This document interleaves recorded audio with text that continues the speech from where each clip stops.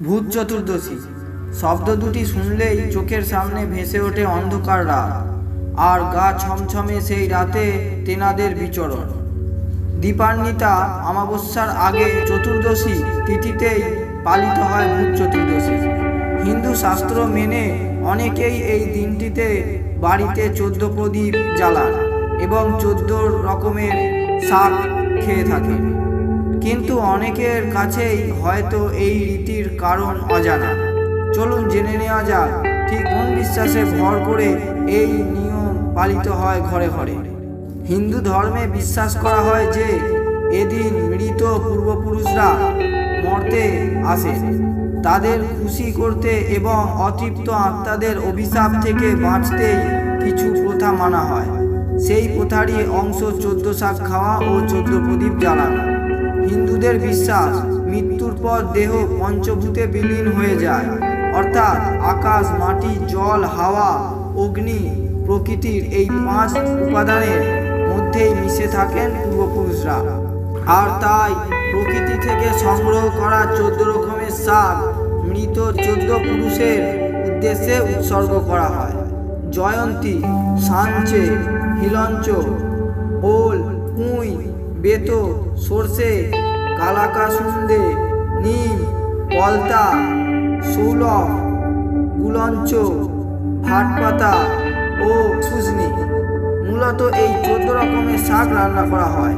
14 শাক ধুয়ে সেই জল ছিটিয়ে দেওয়া হয় বাড়ির প্রতিটি কোণে। একই সঙ্গে প্রেত ও অশুভ শক্তি দূর করতে এই দিন সন্ধ্যায় বাড়িতে 14 প্রদীপ জ্বালিয়ে থাকেন বাঙালি গৃহস্থরা। পুরাণ মতে দানবরাজ বলির স্বর্গ, মর্ত ও পাতাল দখলের পরই নির্বিচারে হত্যাযজ্ঞ শুরু করে রাক্ষসরা। যে আক্রোশের শিকার হন দেবতারা। বলির তাণ্ডব ঠেকাতে বৃহস্পতি বিষ্ণুকে একটি উপায় বলে দেন। বামনের ছদ্মবেশে আবির্ভূত হন বিষ্ণু। রাজা বলির কাছে 3 পা সমান জমি ভিক্ষা চান তিনি। তবে বলি বুঝতে পারেন বামনের ছদ্মবেশে ইনি আসলে ভগবান বিষ্ণু। তা সত্ত্বেও ভিক্ষা দিতে রাজি হয়ে যান রাজা। এরপরই 2 পা দিয়ে স্বর্গ ও মর্ত দখল করে নেন বিষ্ণু। নাভি থেকে বেরিয়ে আসা 3য় পা রাখেন স্বয়ং বলি রাজার মাথায়। বিষ্ণু পদস্পর্শে পাতালে নেমে যায় বলি। সেই থেকে পাতালেই তার বাস। তবে সব জেনেও বিষ্ণুকে ভিক্ষা দিতে রাজি হওয়ায় বলি হয়ে ওঠেন করুণার পাত্র। বিষ্ণু আশীর্বাদ দেন প্রতি বছর মর্তে তার পুজো হবে। মনে করা হয় সেই থেকে কালী পুজোর আগেই রাতে বলি রাজা পাতাল থেকে পুজো নিতে মর্তে আসেন। সহচর হিসেবে থাকে শত সহস্র ভূত ও অশরীরী।